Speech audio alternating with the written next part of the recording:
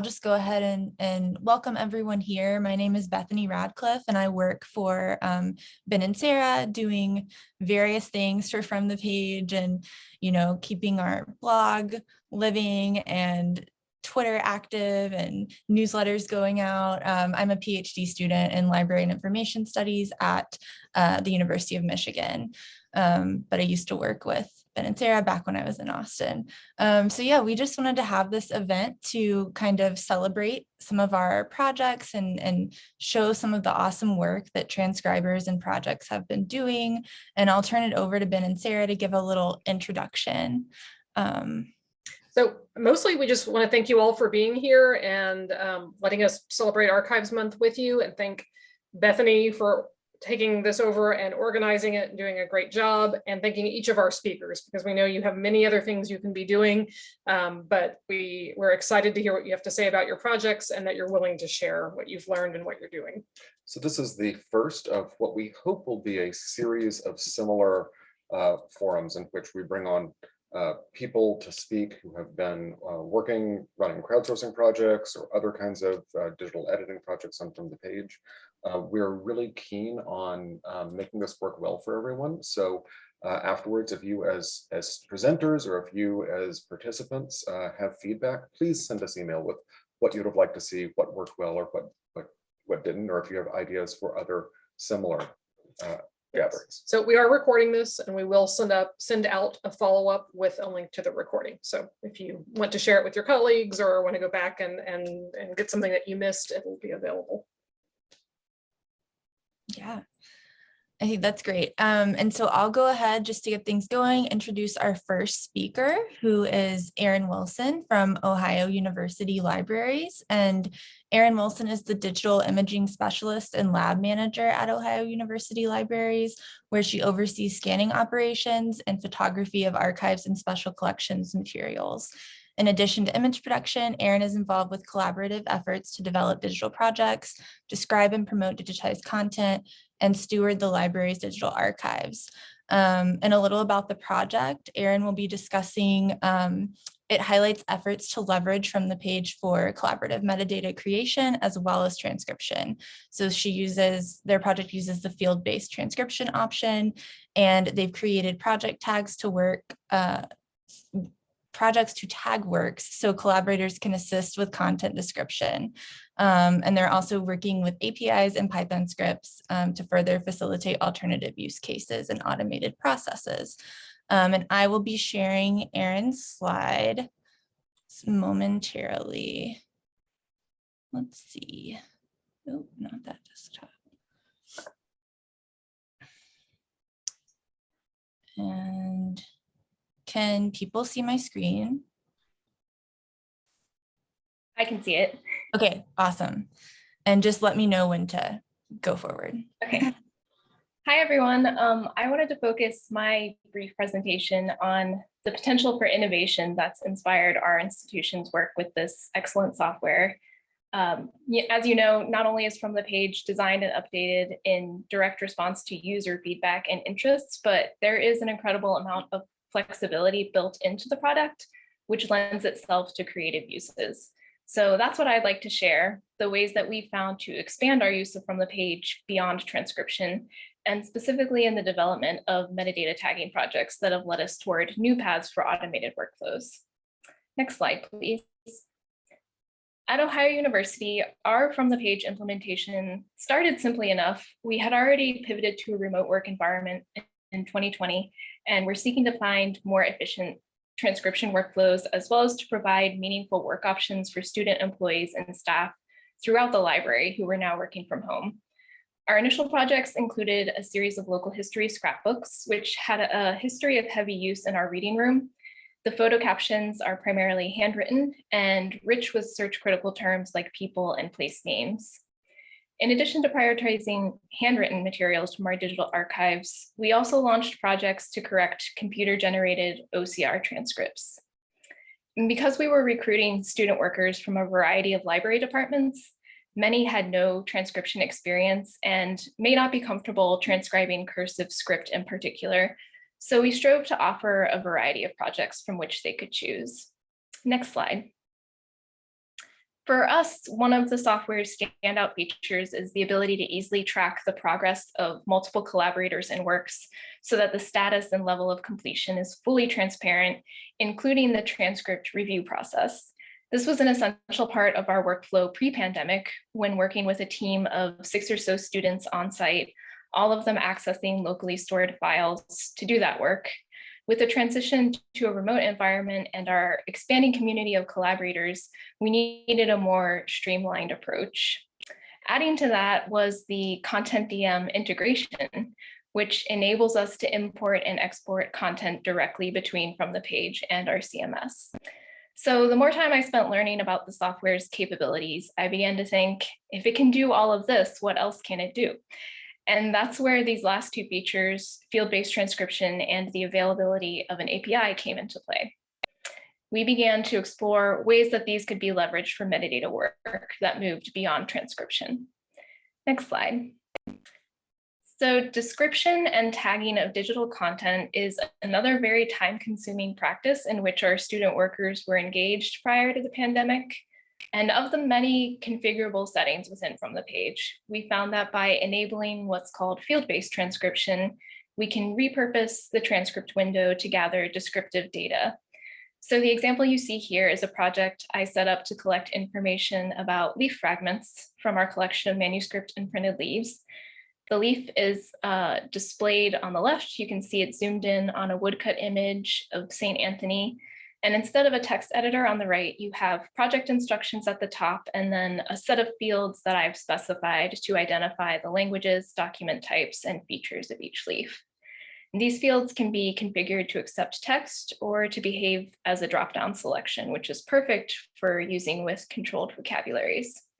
So with field-based transcription, then you have the option of exporting as a tabular CSV file, making it easy to work with the data. Next slide. Currently, of course, FromThePage is designed to accommodate transcription, and the Content DM export option doesn't support other types of metadata. So at this point, I involved our metadata technology librarian to see if he had any ideas for automating the process of ingesting this field-based data that we had collected.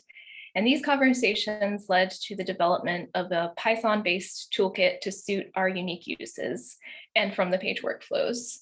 And the resulting scripts leverage the availability of APIs in both FromThePage and Content DM to correlate the metadata fields in a way that makes data ingest a lot smoother. Along with the scripts, he provided some excellent READMEs and also offered some very basic command line training to help me start using them. Filling these gaps in our workflow has opened my mind to even more possible uses for the software. We actually have an audio transcription project underway right now that utilizes FromThePage. Basically, anytime there's a need for collaborative data collection, I've found it to be an invaluable tool. So that is all I have for now. And on the last slide is my contact info if anyone would like more detail about our processes or projects. Thank you all. Awesome, Erin. Thank you so much for sharing. I also want to say that we will have time for a Q&A at the end towards the end after all of our speakers have gone. So save your questions for then, put them in the chat, keep them in your mind, write them down, because we definitely want to hear those questions and be able to have a discussion on these things. So I will introduce our next speaker. It is Christina Miller from the Missouri State Archives. Christina is the Reference Services Manager at the Missouri State Archives, where she has assisted researchers for more than 10 years. She is also a certified archivist and holds a Master's of Archival Studies from the University of British Columbia School of Library, Archival, and Information Studies. And the project today is the Missouri State Archives indexing of the 1850 and 1860 slave schedules for Missouri to include in the state census records and tax list database. So Christina, feel free to take it away. All right, thank you, Bethany. So the Missouri State Archives is a relatively newcomer to FromThePage. We launched our first project in May of 2021, May of this year. and that is the slave schedule project. However, we've been using volunteer indexers since 1999. So we call it our e-volunteer program. And it's been pretty active. We've had, over the course of the last 20 years, we've had probably close to 5,000 different volunteers helping us.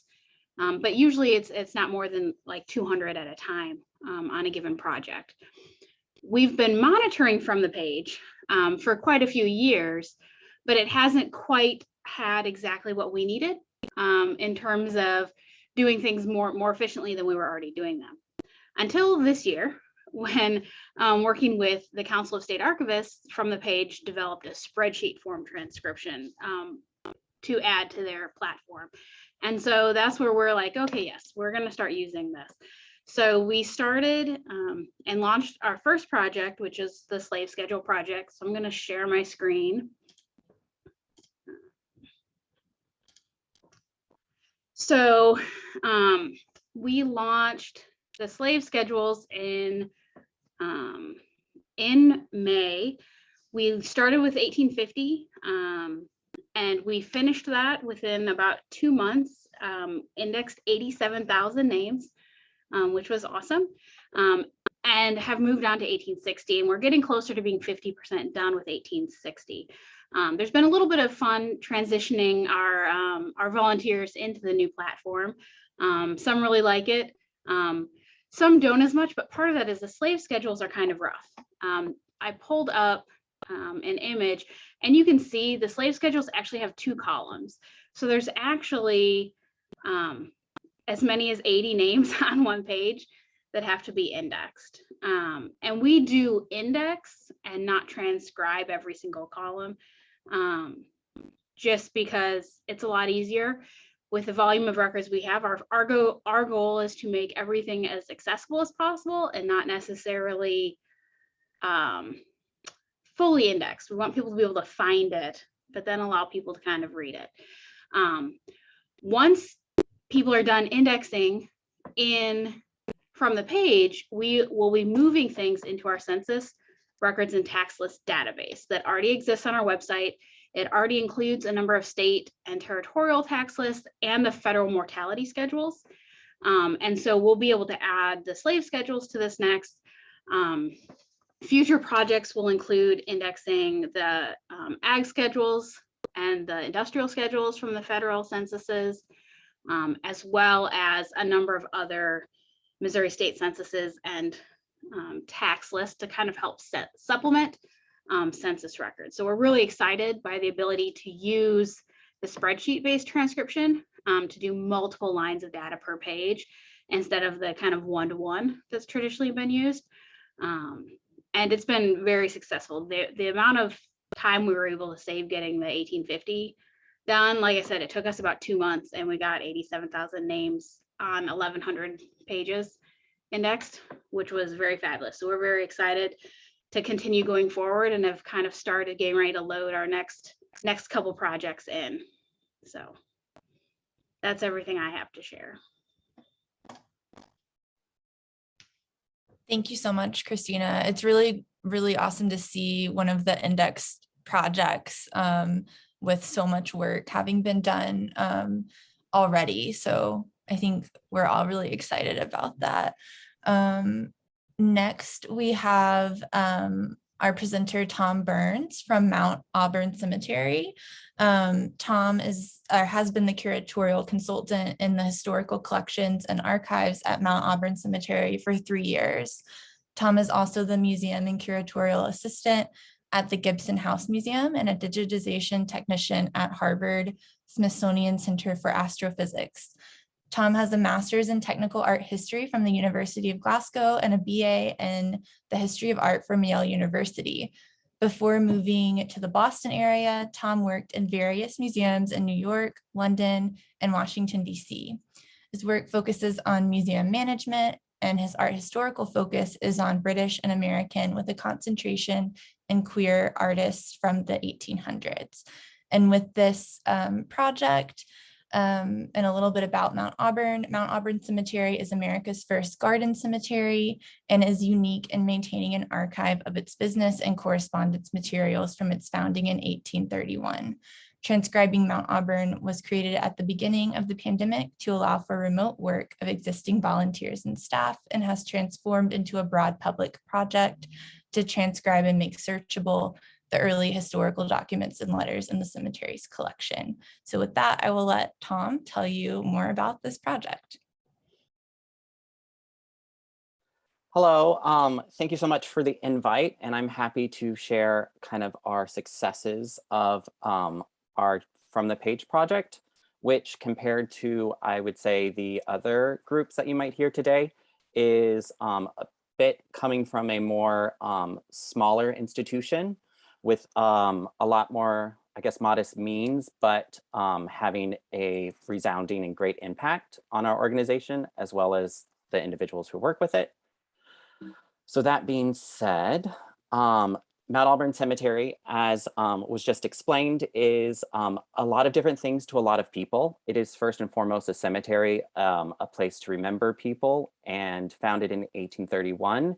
It has also evolved to become a historic site of horticulture, an arboretum, a bird sanctuary. Some people use it as their public green space in the neighboring area, as well as just a wonderful kind of historic landmark. The big things about Mount Auburn Cemetery is that our records happen to deal with not only kind of records from genealogical interests, but also we're kind of unique in maintaining our business records compared to other cemeteries. So we have a group of, I guess, what one would perceive a cemetery to have. And then we have a ton more work that a lot of the public wouldn't necessarily think that we would have. Things like an invoice up here from 1868 about different floral things that we bought. A artist, Randolph Rogers, receipt for a sculpture that the cemetery commissioned him to do. So stuff of very broad interest from a very specific institution. And so one of the things that we kind of love about our From the Page project, especially for a cemetery, is being able to index and decide what we get to index. So one thing that we are both challenged with and kind of get a plus with is being a cemetery, we have descendants of the same families, we have other people who aren't related, all with similar names, matching names, or lineages that the indexing and From the Page allows us to distinguish between. The other thing is that a person's lot can also be what we only reference. So that is a number, then its path, and the person. So by connecting all three of those, here, Harriet Hosmer, the sculptor, you're able to draw the researcher into all of the different kind of branches of a research tree that our documents kind of can produce. And for us, it's actually unlocking an amazing ability to go through our copybooks, which are 300, 400 pages, our trustee books, and our individual letters records, and kind of all weave them together to get a more complex understanding of our history. And the wonderful thing that it has is being a historic site, our volunteers were locally based before. And with the launch of this project, we've actually realized that this is an amazing tool that allows volunteers from across the world in America to participate and to know about Mount Auburn. So the map here actually illustrates the work done by different people across the Americas. So seeing that now people are not only know about Mount Auburn and our historic importance, but are actually giving their time as far away as California. We were able to do a survey and see that people who came to our From the Page collection, 82% of them didn't have an interest in cemeteries, yet they wanted to work on our project.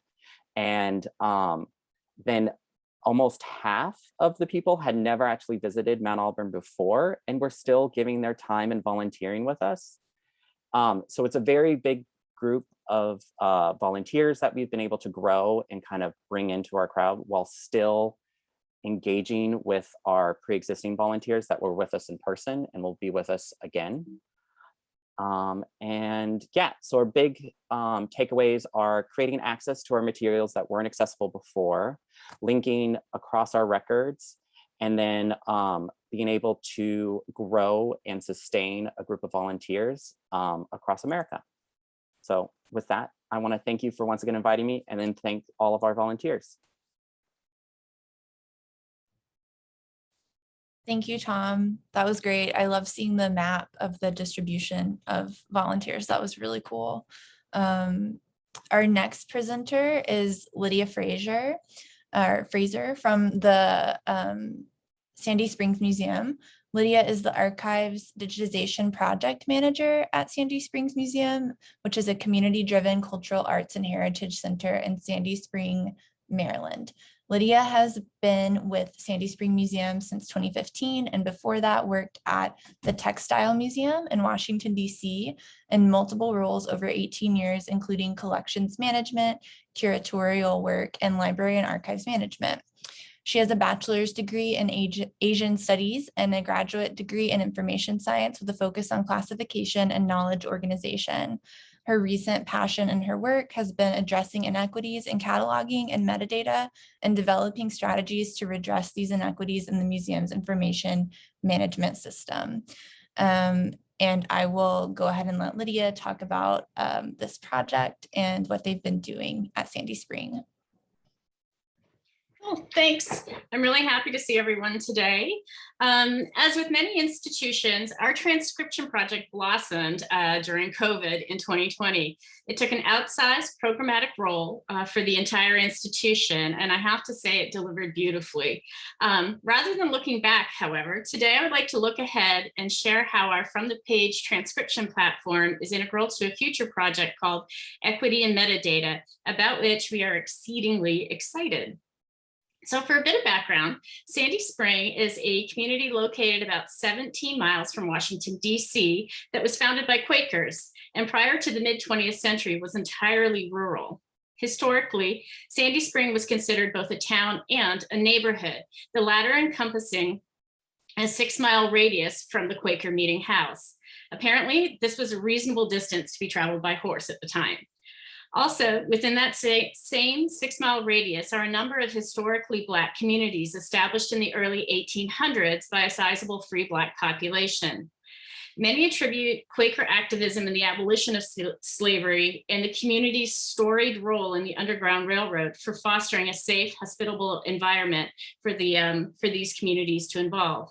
In fact, by 1900, the number of Sandy Springs residents of color surpassed that of its white residents, and yet the bulk of the museum's historic archives singularly represent this dominant white Quaker culture. As we initially embarked on our digitization and transcription projects, our expectations and assumptions were that little in our collection spoke to the history and stories of more than 50% of our historic population, that is, our historically Black communities. What we discovered, however, is that a great deal of information does indeed exist, yet it is buried deep within the content of these documents. Take, for example, and I'm just going to show you this from our collections. So this doctor's ledger here, we had a local doctor, his name was Dr. Caleb Edward Iddings. I'm using Content DM here. And so here we have within this doctor's ledger, we have entries for Eleanor Bell. We understand that she's a person of color. We now know where she lives and who her husband worked for. Also in this document, we know that one of her infant daughters was born with, what did he call it, superfluous fingers. So there's a bit of a medical family history here. And then I'll go to this next ledger. So he sees them for a number of years, and we have his ledgers that go from 1881 through to 1904. So here we have the same folks here. We learn within the interim years here that they've moved and they now live on his employer's property. We also see that the family's established a relationship with the doctor and their family, in that they are now paying off their medical bills by doing work. They're bartering. They've entered into an informal arranged economy with the doctor. So there's an incredible amount of information about the bells that we can glean simply from these ledgers. So the item level metadata you will see here. Oops, sorry, I just had to get rid of this. You guys are, apologies. There we go. All right, so the item level metadata that we apply to these documents generally favor the Dr. Iddings and his family. Yet there's an enormous amount of information specifically related to the bells and similar families. And likewise for the numerous farm ledgers and store ledgers and such in our collections. The inability to search the content of these kinds of documents perpetuates the inaccessibility of this information. Thus, looking ahead, we are planning a project that both assigns page level metadata and prioritizes transcription of this material on From the Page. As you can imagine, we were incredibly pleased and excited with From the Page's introduction of structured text transcription that is obviously a critical piece in transcribing this material. Finally, given the intimacy with which our transcribers interact with the documents on From the Page, we also see it as an opportunity for citizen archivists to unearth these hidden histories, both overt, like these ledgers, and the more tacit. For example, say an 18th century receipt for a shipment of tobacco from a local plantation that used slave labor to cultivate it. And already here we have we use a lot of our students, local students getting their service hours to transcribe these documents. And we had a student here that used the notes section and identified some material related to the Black community in our community. Yeah, anyway, so that's it. Thanks. Awesome. Thank you so much, Lydia, for sharing.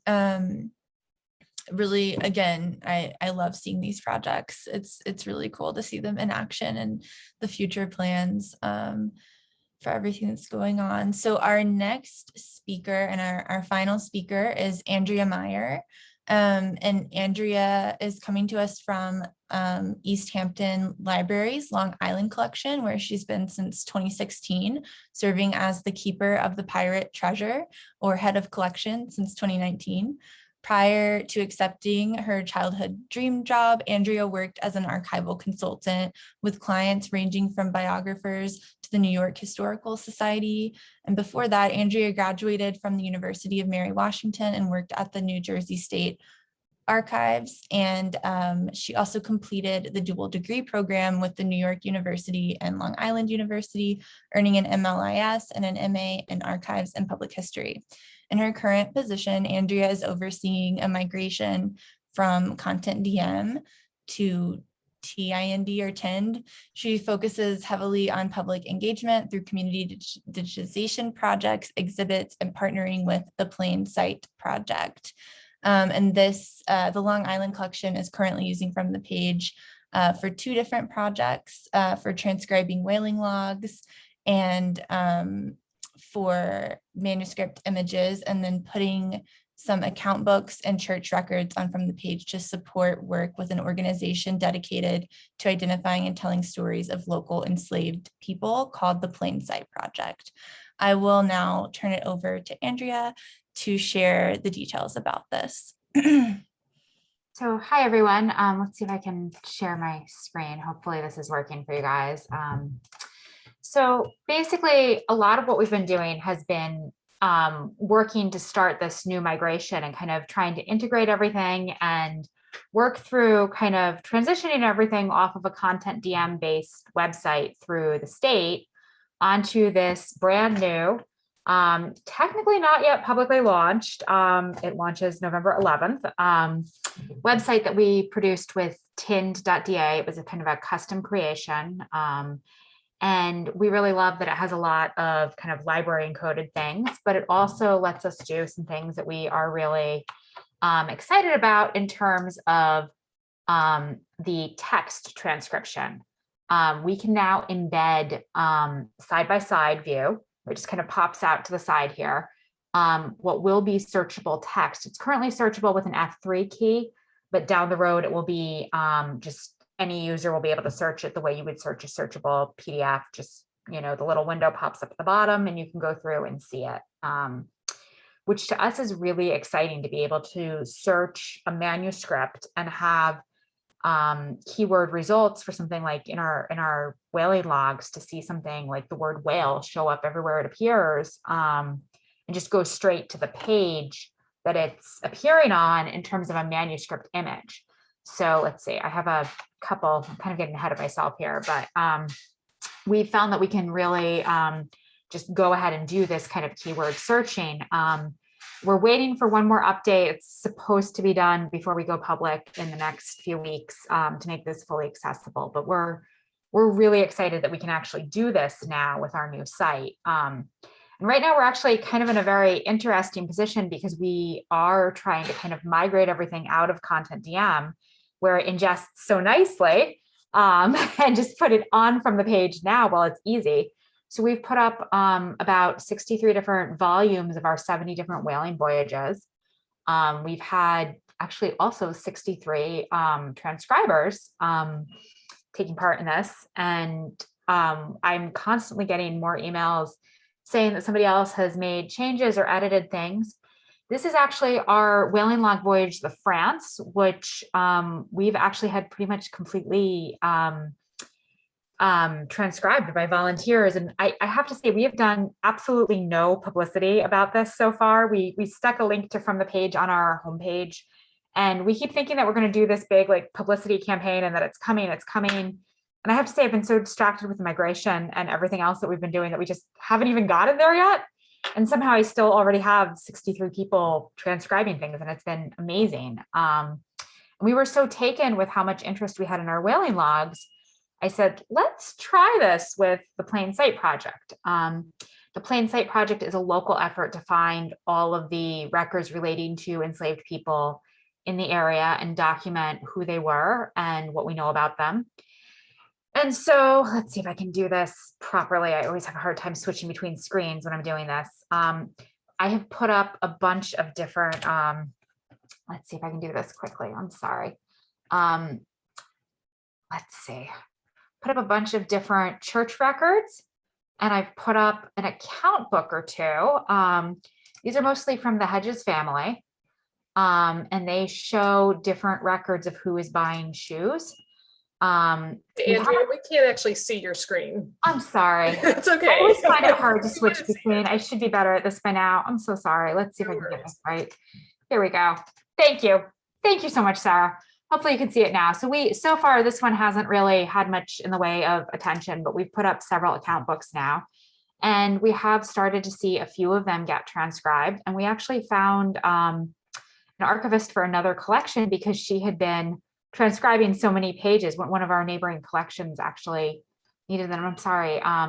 We've put up a whole bunch of them lately. So our main effort has been the church records and our account books for the Plain Sight Project, but that's our big focus for them because we found a lot of enslaved people needed shoes, which was not a place that we expected to find these records. So it's been a lot of fun to kind of find more of our records. And I've been really happy to see some of our church records start to get transcribed through this as well. So anyway, that's basically what we're doing. Hopefully I'll have more for you soon, and I'm loving seeing everything get embedded already. So thank you. Awesome. Well, that's all of our presenters. Thank you all so much for presenting. Now we have plenty of time for questions or just discussion. If anyone has any questions, feel free to unmute yourself.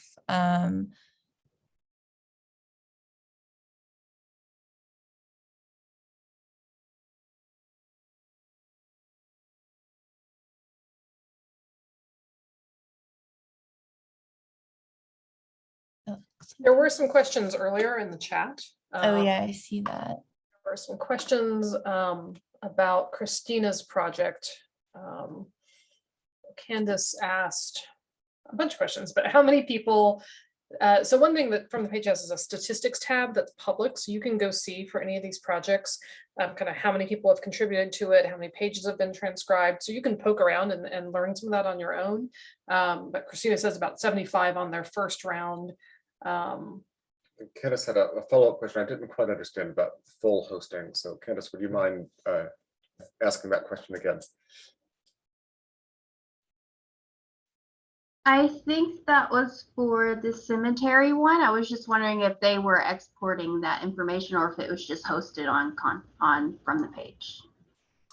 Yeah, so we actually had we have an online database for our collections in general that is called Past Perfect, which has an online database. And then what we're doing is it's really good at kind of showing the object level and then also art, photographs and things like that.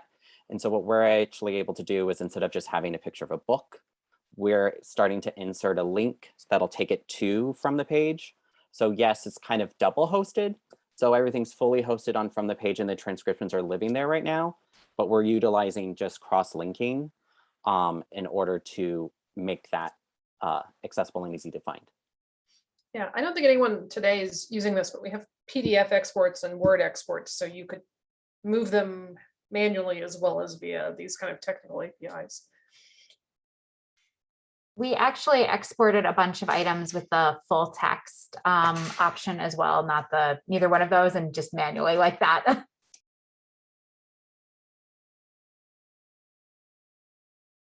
I've got to say, it was pretty amazing, Andrea, seeing the images next to the transcripts and in a system that we haven't even seen, that's not even public yet. That was a big surprise.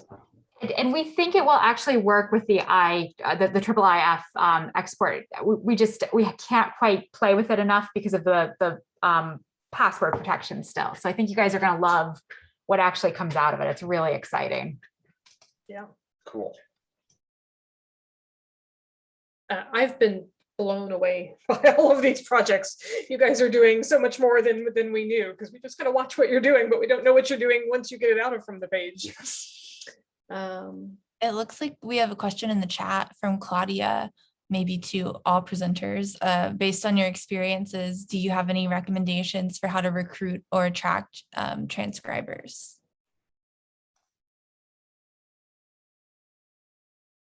So Claudia, I'm not sure what kind of institution you're at, but we have a webpage that gets a lot of public traffic as a public library. And we literally parked our link just on there. And we were like, volunteer to transcribe documents or historic documents. And then we did a short little YouTube video with our teens in the YA department to show them how easy it was. And we told them they could have community service hours for it. We've gotten more people interested just seeing the link on the homepage. I don't know if that helps at all, but just thought I would throw that out there. We also have a link to our variety of volunteer projects. We have in-house volunteers as well on our page. Anytime we launch new projects and kind of we update as we go, we also announce them on the socials and see a little bump around those times. Our biggest indexing project actually isn't a From the Page project. We do our death certificates every year. And what's most effective with that is we always get people emailing us saying, hey, when are these going to be online? And we respond back with, hey, we're working on it. Volunteers index it. If you want to get it done faster, you can help volunteer. And that always brings in a few every year. And we find that once people start volunteering, they tend to continue to volunteer. It doesn't always transition. People who death certificates are a little bit simpler than, say, the slave schedules. They're a little easier to read. And so not everyone's going to want to do both. But we do tend to retain volunteers once we get them. I'll also add that we use transcribathons. We have a bi-monthly transcribathon at our or at the museum, and it is super fun. Sometimes there's just a few people, sometimes there's lots, and we use the chat function a lot too. So people sort of look forward to it as a social event, and as they're transcribing, if there's something quirky, witty, interesting, they'll share that in the chat during the transcribathon. And then we also have a Facebook page to create that sense of community just for our transcribers. So. Yeah, I would add being, I guess, a site that doesn't necessarily have a like steady stream of researchers. The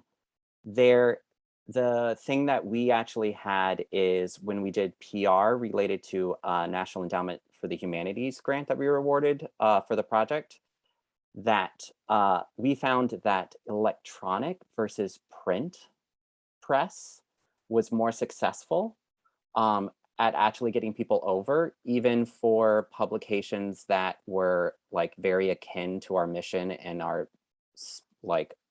content. It was actually the more popular pressy ones that you wouldn't think we would yield a lot, that just happened to be published online, where you could click a link and then start going. That did it really well. So in the future, we're kind of focusing on that desktop-based publication and media, because it's getting people from their phone to their desktop to start transcribing, that's hard, or from the journal to the desktop, that's hard.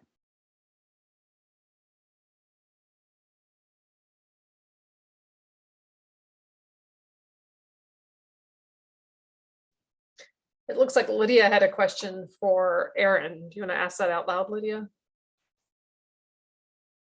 Yeah, sure. I'm curious about your collaborative data collection and your field-based metadata that you're collecting. What's the review process? Like, how are you reviewing it? Yeah, the review process. Yeah, the field-based review is not that different from the regular text transcription review. And actually, since those projects are a little more nuanced and the instructions are a little more involved, I've been the primary one reviewing everyone's work. So it works the same as the text transcription, where when someone's finished completing the fields, they just flag it for review, say that they're done, and then I come through and look it over and make sure that it's all accurate. Thanks. Yeah, we've done two things in like the last 6 months that kind of help with that, or that kind of are related to that. So one is you can set a collection to be required review, which means transcribers don't have to flag it. And you can limit who can review a page to a set of people that you identify.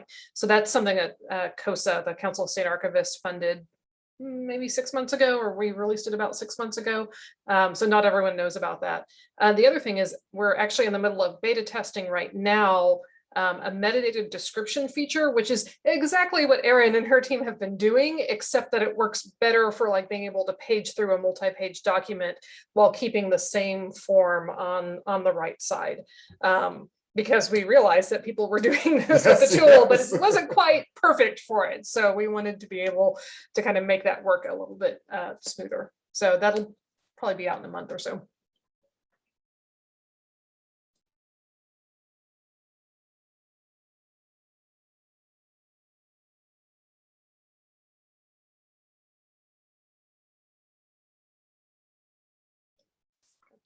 Mary, I loved your comment. We might try to recruit you for one of these sessions. Yeah, we're talking about doing a volunteer transcriber roundtable. I think that would be fascinating to hear what transcribers have to say about the process. Mary has a comment in the comment field, not really a question there, but I was curious to know what volunteer site that she actually saw from the page on that recruited her to.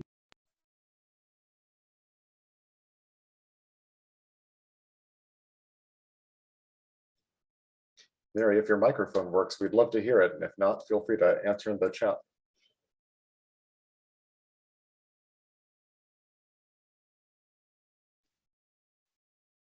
Okay, sorry about that. It took me a second.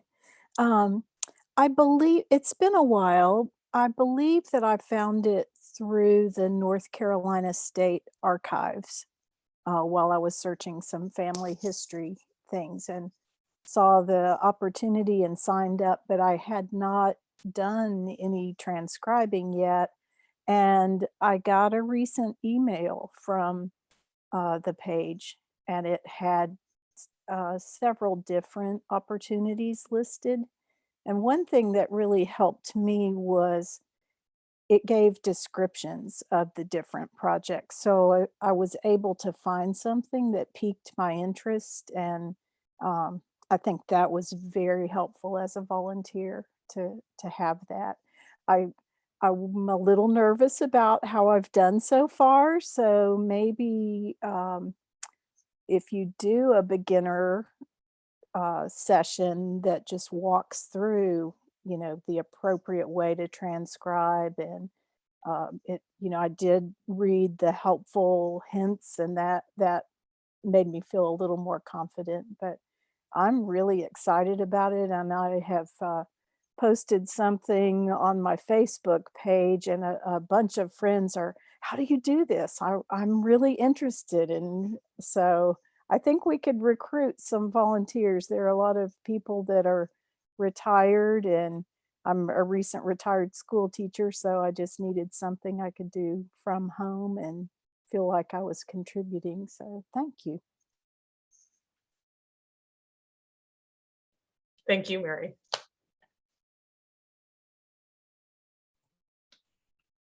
Something we've done in the past live when we've launched one of these is sort of like the indexathon, except we would actually have me indexing live, and then the group of people in the audience would be correcting all of my bad typing and bad interpretations.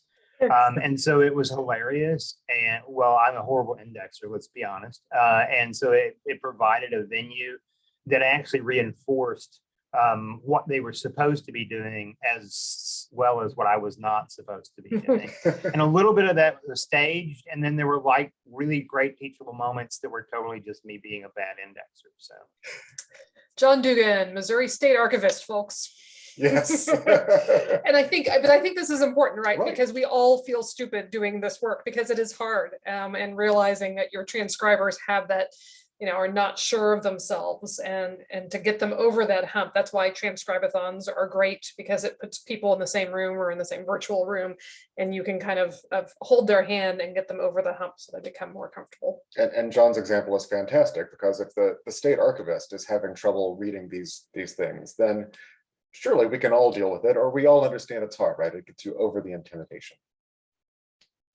We always make sure to tell our volunteers that everything they do is something we don't have to do. So not, do the best. We review it all, and all of our databases can be updated if we discover a problem later. So we can fix it. Like, we'd rather get something done. Yes. That was a big thing with our project, is that it was brought on by the pandemic. We had a bunch of images that were done of our archives at different stages, but no way to really share them. And so we kind of fretted just for a little bit about like, okay, what are we going to do this way? Like, what are our transcription guidelines going to be? And then my biggest thing that I would tell people if they were starting out again is to kind of start big, I guess.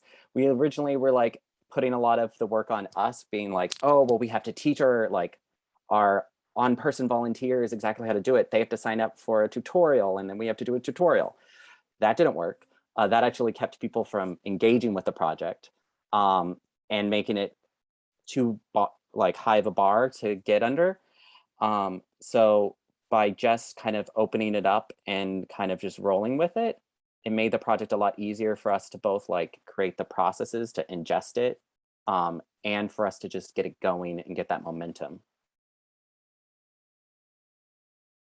Yeah, if you've attended any of our other webinars, one of the phrases we like is from Wikipedia. It's collaborative knowledge creation. So you can go back as a transcriber, you can go back and fix something you did a day ago or 5 days ago because you've gotten smarter. You know more what you're doing, and so reiterating that to your volunteers is, I think, a really another way to reassure them, and other people can look at things that have been done and correct them or update them. And you can do the same thing with your instructions to your transcribers. Yes. If you discover that you needed to add something. I have had one volunteer on a project that I run tell me that my transcription conventions really did not follow the right practice. And she was right. And I had to update them. There actually seems to be a sweet spot, and it depends from project to project. And I have to ask a question, but I don't know that there's a real answer to it in the chat box. But, it takes 5, 10, 20, 100 pages for you to get good at it. And then after you do a few thousand, you actually get sloppy, which is Ben's point, I think, that you get going so fast. I mean, last year with the death certificates, someone named Christina Miller had her fingers on the wrong keys for a couple of entries. And it was complete nonsense that she was typing. Thank you, Christina, for the example. And she hit enter without ever looking at the screen or her fingers or anything, apparently. So, and since I was arbitrating behind her, I swear John accidentally muted himself. Christina did not mute him. None of that's true. He's just making it up. Right. Other questions, comments, things you would like us to talk about some other time?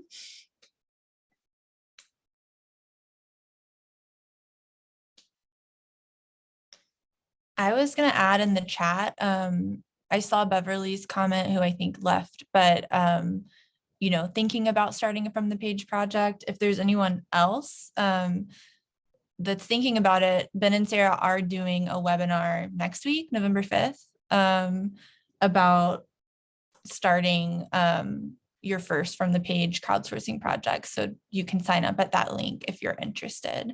But yeah, if anyone has any other questions, I just wanted to mention that before I forgot.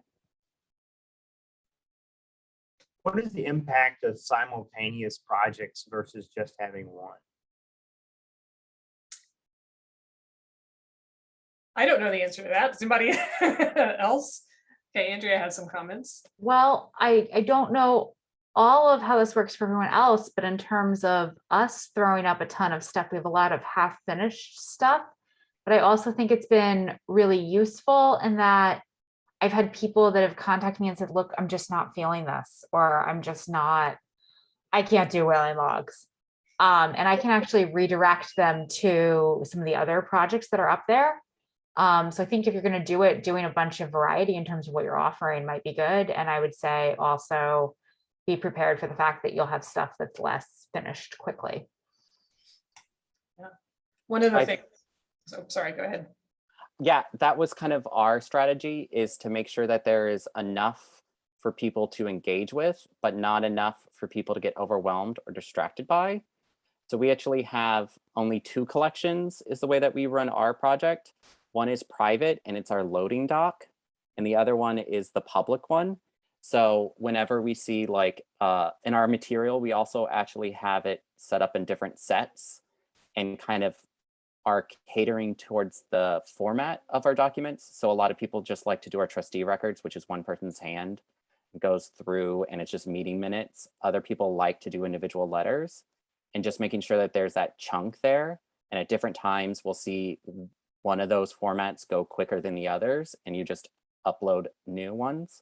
But if you dumped everything, that's where we would get that spotty. But it was interesting. I got a newsletter from the North Carolina State Archives this week, because one of the things that you can do to try to re-engage transcribers is send out a newsletter whenever, once a month, once a quarter.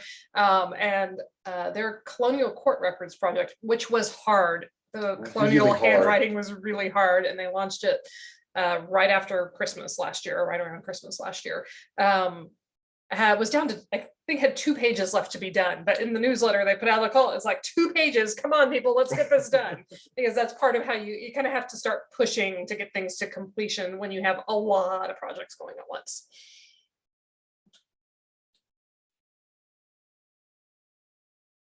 A similar question, is there a magic size? Like, is a collection too big or too small?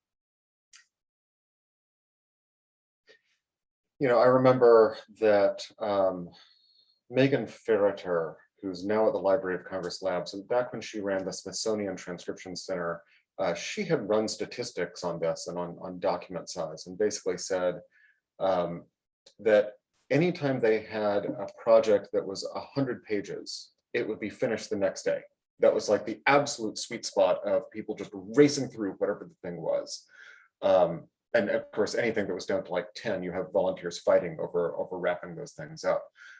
By contrast, projects that started off and uploaded, you know, huge documents that were 10,000 pages long, no one would even start them because the numbers were so intimidating. So I guess there's a question about project size, and then there's the kind of the chunks like Thom was talking about, either the chunk that is the document, you know, a from the page work, or the chunk that is the set of correspondence or something. People like to finish things. Let them figure out how to finish something.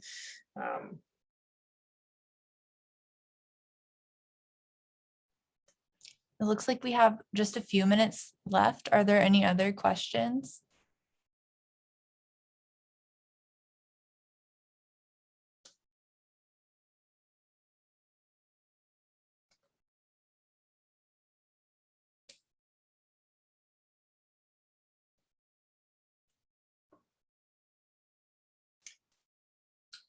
Why don't you wrap us up, Bethany? We can Thank all you. finish a few minutes early. Yeah. Yeah, well, thank you so much to all of our speakers. We're super, super glad that you could be here, and we're so excited to see these projects and to continue seeing them progress. And thank you to everyone that joined us. We'll be doing more of these, like Ben and Sarah said, with like different themes and topics, and the transcriber one I'm really excited about as well. So hopefully we can get that in the next few months. But yeah, thank you so much for coming in, and you can reach out to Ben and Sarah if you have any questions about From the Page, and reach out to any of the folks that shared their contact information if you have questions about their projects too. But I think with that, we can close out. Thank you, everyone. Thank you. Bye. Thank you so much. Thank you, Bethany, for organizing.